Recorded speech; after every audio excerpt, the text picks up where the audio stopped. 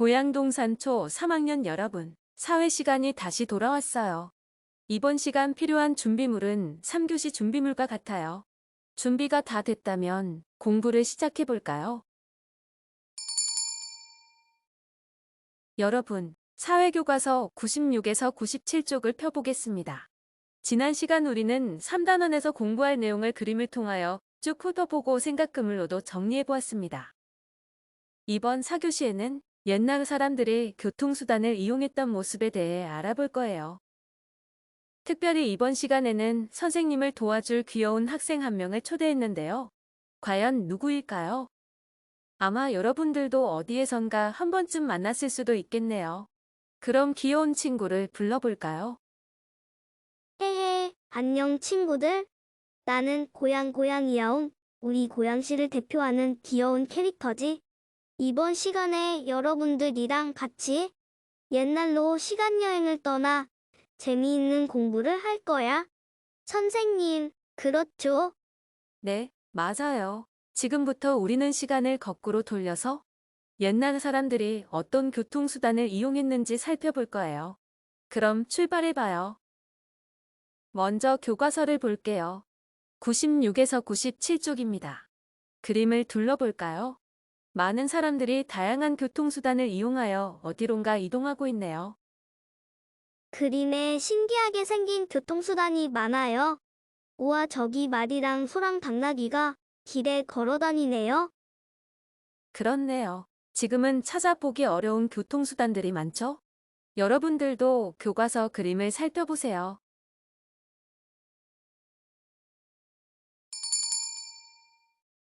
자, 이제 화면을 볼까요? 혹시 이렇게 생긴 탈 것을 본 적 있나요? 네, 엄마 아빠가 보시던 드라마에서도 봤고, 박물관에서도 봤어요. 그랬군요. 아마 고양동산초 3학년 친구들도 책에서나 TV를 통해 한 번쯤은 봤을 거예요. 이것의 이름은 가마입니다. 가마란 가운데 상자 같은 공간에 사람이 타면 앞, 뒤에서 사람들이 이고 가는 옛날의 교통수단이었어요. 우와, 나도 타보고 싶다. 흔들흔들 재미있을 것 같아요. 그런데 누구한테 들어달라고 하지? 고양이도 가마에 타 보고 싶구나. 그런데 옛날에는 신분이라는 것이 있어서 아무나 쉽게 가마를 탈 수는 없었어요. 주로 신분이 높은 사람만 이용할 수 있었어요. 선생님, 이 그림은 뭐예요? 사람들이 말을 타고 있어요. 네, 옛날 사람들에게 말은 굉장히 중요한 교통수단이었어요. 다음 사진을 보면서 자세하게 설명해 줄게요. 말을 교통수단으로 이용하면 걸어가려면 몇 날 며칠이 걸릴 거리를 단 하루 만에 갈 수도 있었고, 짐이 있을 때는 말에 싣기도 했어요. 옛날 드라마에서 말을 타고 가는 모습을 본 적 있죠? 네, 멋진 옷을 입은 장군들이 말을 타고 바람처럼 빨리 지나가는 장면이 멋졌어요. 맞아요. 말은 주로 빠른 속도로 이동하고자 할 때 이용했고, 나라를 지키는 군대에서 중요하게 이용됐어요. 그리고 사진의 당나귀도 옛날 사람들의 교통수단으로 많은 사랑을 받았어요. 조금 전에 본 말은 속도가 굉장히 빠르고 덩치도 크고 매우 섬세한 동물이기 때문에 말타기 훈련을 잘 받지 않으면 쉽게 탈 수가 없었어요.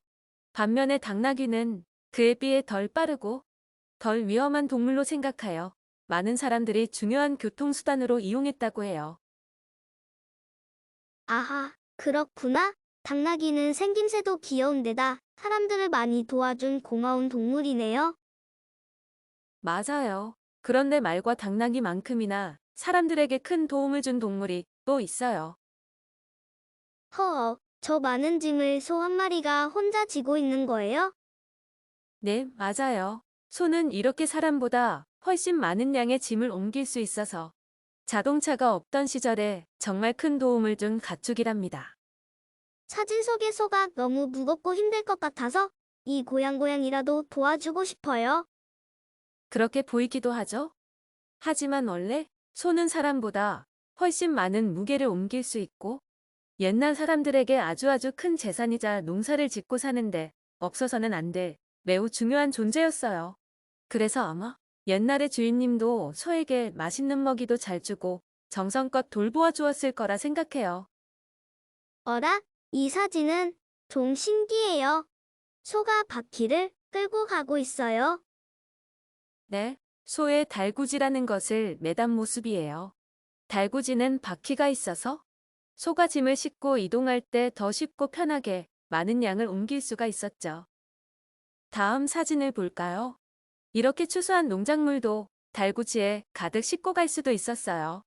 사람이 옮기려고 한다면 정말 많은 시간이 걸렸을 텐데 소달구지 덕분에 훨씬 빠르게 일을 할 수 있었겠죠? 우리를 위해 열심히 힘든 일들을 해줘서 소야, 정말 고마워. 자, 그럼 지금까지 사진으로 살펴본 교통수단을 돌아볼게요. 모두 5가지인데 우리 함께 대답해 볼까요?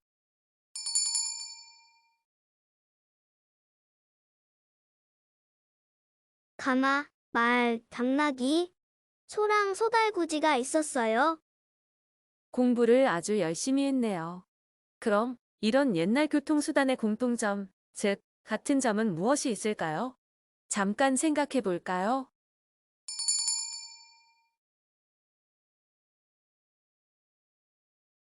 네, 이 5종류의 교통수단은 사람이나 가축의 힘을 이용했다는 점이 같아요.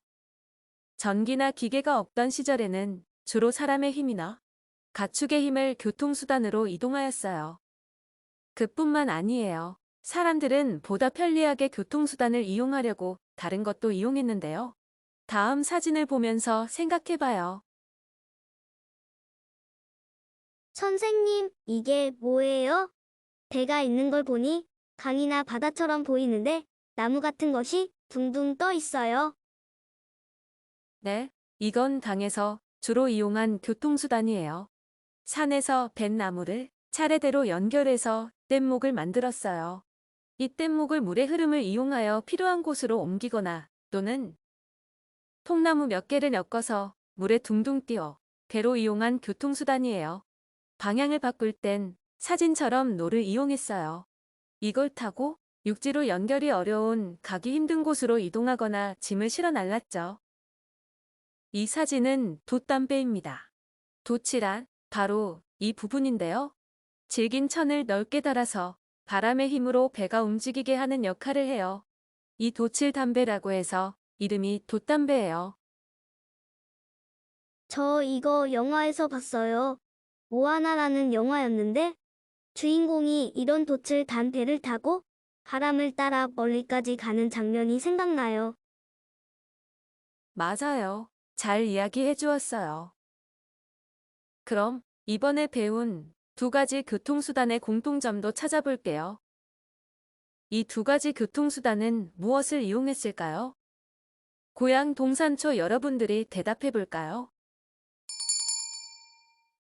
앞서 살펴본 교통수단들은 사람이나 동물의 힘을 이용했는데 이번에는 바로 자연의 힘을 이용하였어요. 뗏목은 물의 흐름, 돛담배는 바람의 힘이죠. 옛날 사람들은 전기도 없고 기계도 없었는데 이렇게 다양한 힘들을 이용해서 교통수단을 만들었다니 정말 지혜로운 것 같아요. 고양이의 말처럼 조상들의 지혜가 돋보이지요? 그럼 지금까지 배운 옛날 교통수단의 좋은 점은 무엇일까요? 우리 고양이가 대표로 이야기해 줄래요?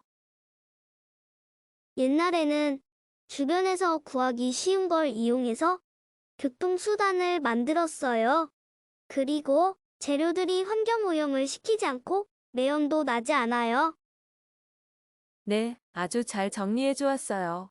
하지만 옛날 교통수단에는 조금 불편한 점도 있었어요. 어떤 게 있을까요?